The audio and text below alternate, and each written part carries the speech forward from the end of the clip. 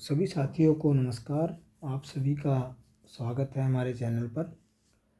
साथियों, हम आपके लिए ऐसी एजुकेशनल वीडियो लेकर के आते रहते हैं।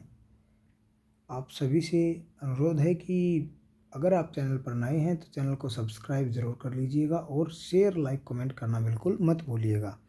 पीछे वाली वीडियो में हमने जो है वर्क एनर्जी पावर पर बात की थी, उसी का नेक्स्ट पार्ट ये हम लेकर के चलते हैं। Work done by a constant and variable force.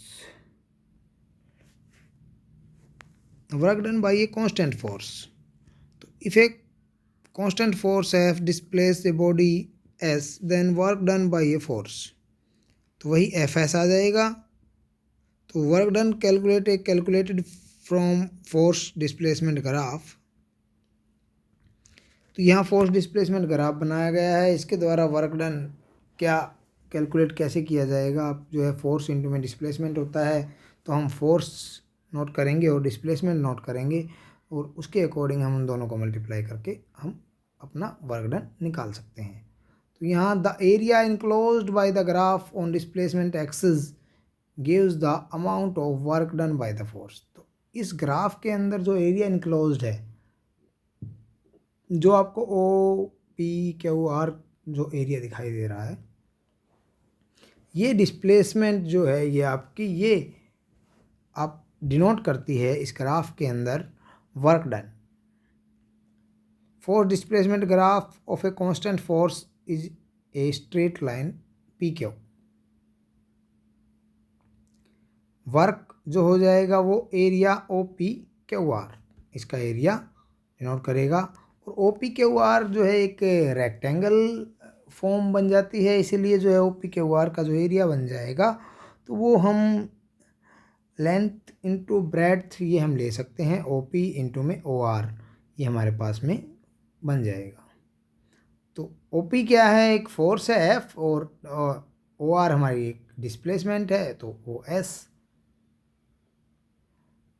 ऐसे ही अगर वेरिएबल फोर्स हो, varying force F X in X direction और displacement of body X I to X F, ये अगर हमारे पास में दी गई है तो find the work done by the force displacement between initial position. Initial जो है एक्स आई हमने पोजीशन ली है और यहाँ पे फाइनल पोजीशन जो हमने ली है वो फाइनल पोजीशन एक्स एफ से हमने डिनोट की है। अगर इनको डिवाइड किए into small segments of length, बहुत सारे छोटे छोटे सेगमेंट्स हमने इसके अंदर डिवाइड कर लिए। अगर मान लिया वो स्मॉल सेगमेंट, एक सेगमेंट जो हमारे पास में वो डेल्टा एक्स है, तो अगर हम जो है इस डेल्टा एक्स की वजह से फोर्स निकाल लें अप्रोक्सीमेट, और उससे सेगमेंट्स ऐसे ऐसे सभी सेगमेंट्स को ऐड कर दिया जाए, समेशन कर दिया जाए या फिर इंटीग्रल कर दिया जाए, तो हमारे पास में कंप्लीट वर्क डन निकल सकता है। एज स्मॉल जो सेगमेंट है, small the force F x is considered approximately constant in that segment and work done in moving through each of the segment is. तो वर्क डन हमारे पास में क्या हो जाएगा, उस सेगमेंट्स को फोर्स के साथ में मल्टीप्लाई करेंगे। Total work done by the variable force is the sum of all the work. तो ऐसे ऐसे वर्क बहुत सारे होंगे और उनके सबके सम के इक्वल होगा हमारा, तो समेशन लगा दिया हमने इनिशियल से फाइनल तक उस फोर्स पर। Displacement del X is allowed to approach zero, the sum approach is a definite value which is total work. तो टोटल वर्क हमारे पास में क्या होगा, लिमिट लगा सकते हैं कि जो डेल एक्स वो जीरो से और ये एक्स आई इनिशियल से फाइनल तक हम जो इसको अगर डिनोट करें, या फिर हम इसको इंटीग्रेशन में भी ले सकते हैं कि इंटीग्रेट कर दें हम इनिशियल से फाइनल तक। तो limit stands for the limit of sum when del X tends to zero. A plot of varying force in X direction is shown in a figure. देखो ये इस तरीके का अगर हम ग्राफ लें, इसके अंदर इनिशियल से फाइनल तक ये जो ग्रीन कलर में आपको वर्क दिखाया गया है, इसके अंदर बहुत सारे सेगमेंट छोटे छोटे पार्ट हैं जिसको हमने एक रेक्टेंगल की फॉर्म में माना है, उस पार्ट का हमने जो है पहले वर्क डन निकाला, उस वर्क डन को हमने ऐसे ऐसे बहुत सारे इसके अंदर पार्ट हो सकते हैं, उसका हमने इंटीग्रेट कर दिया, या फिर जो है उसको हम जो है समेशन निकाल लें ऐसे ऐसे सभी सेगमेंट्स का। तो कंप्लीट जो एरिया है ये वेरिएबल है, इस वेरिएबल का फोर्स हमारे पास में आ जाएगा। यही सेगमेंट में डिवाइड कर रखा है और उनके एक सेगमेंट का हमने एरिया लिखा, और ऐसे ही बहुत सारे एरियाज़ हमारे पास में अवेलेबल हैं। टोटल वर्क डन जो हो जाएगा वो इनिशियल से फाइनल पोजीशन के बीच में काउंट हो जाएगा सबको ऐड करने के बाद में। The area between force displacement curve and displacement axis, force और डिस्प्लेसमेंट का जो कर्व है और डिस्प्लेसमेंट एक्सिस जो है उसके अंदर क्या देता है, पावर देता है, टाइम देता है आपको, या इम्पल्स देता है, या वर्क देता है, तो हमारा आंसर वर्क हो जाएगा। ए पोजीशन डिपेंडेंट फोर्स, आपके पास में एक फोर्स दिया गया है, act on a small object of mass 2 kilogram to displace it from x0 to x5, मतलब 5 मीटर हमारे पास में लेंथ हो गई। तो वर्क डन हमने निकालना है, फोर्स हमें दे रखा है, तो सिंपल हमारे पास में क्या आ जाएगा, अगर हम इसको मल्टीप्लाई करते हैं तो हमारे पास में 135 जूल ये आ जाएगा। न्यूमेरिकल्स इसी पे कर लेते हैं कुछ। ये फोर्स दे रखा है अपने पास में 6i - 8j Newton, acts on a particle and displaces it over 4 meter along the x-axis and then displaces it over 6 meter along the y-axis. The total work done during 2 displacement is, 2 displacement इसके अंदर की गई, तो तब हमारे पास में total work done क्या आ जाएगा। तो इसके अंदर हमारा आंसर निकल के आ रहा है -24 जूल। कैसे निकल के आ रहा है, हमारे पास में फोर्स दे रखा है फर्स्ट वाला 6i - 8j न्यूटन, और जो है हमारे पास में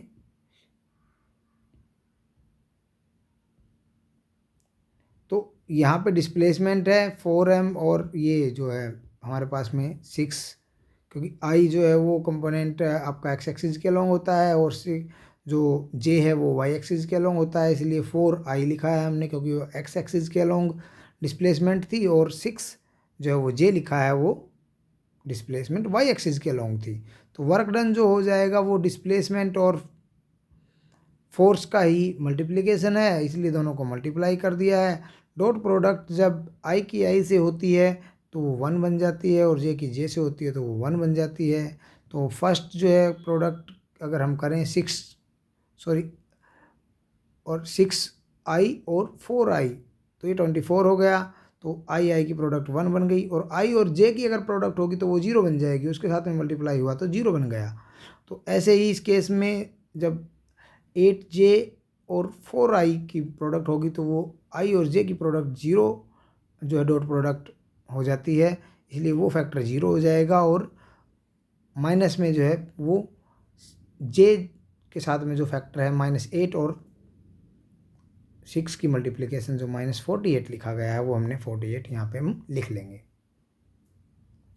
तो वर्क डन हमारे पास में आ जाता है -24 जूल, तो हम ऐसे निकाल सकते हैं।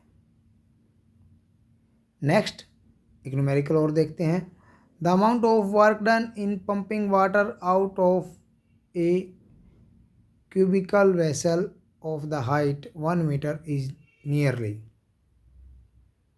एक पंपिंग वाटर के आउट ऑफ क्यूबिकल वेसल से निकालने के लिए 1 मीटर नियरली है, तो उससे क्या, अब यहाँ पे जो है ना हम जो फोर्स लगाते हैं वो क्या काउंट करते हैं कि यहाँ पे जी एक्सेलरेशन ड्यू टू ग्रेविटी, इसका भी जो है हम रोल काउंट करेंगे। तो हमारे पास में इसका आंसर जो आता है वो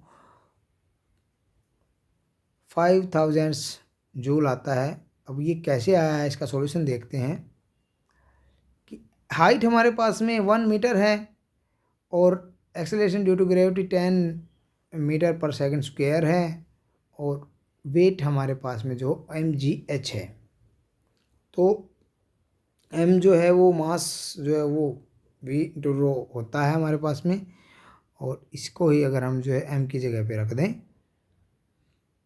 तो हमारे पास में ये वर्क डन आ जाएगा। इसको हम थोड़ा सा सॉल्व करते हैं तो हमारे पास में आ जाता है वर्क डन। बस यही हमने थोड़ा सा जो है काम करना है, तो ये हमारे पास में आंसर बन जाता है 5000 joule. A force of 3x and acting on a body of mass 10 kg along the x-axis displaces it from x is equal to 2 meter to x is equal to 6 meter, means 4 metre ये लगभग displace हुआ।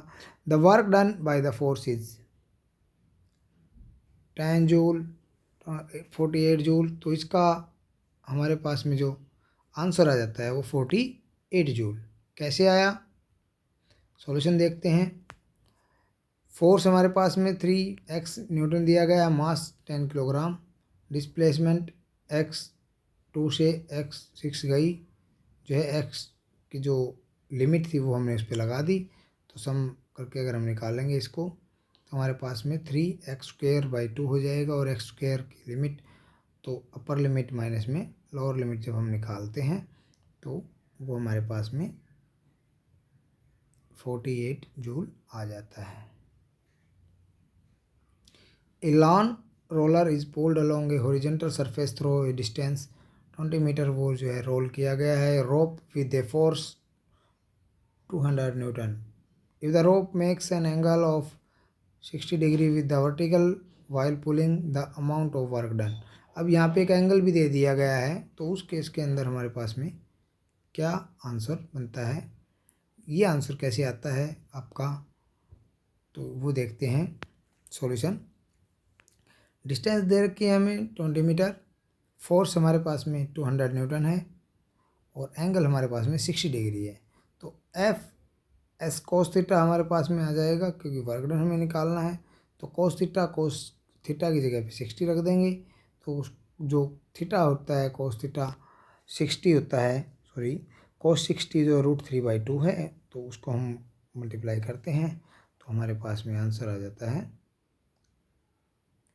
200√3 Newton. तो ये √3 Newton हमारे पास में answer आ जाता है। तो ये था वर्क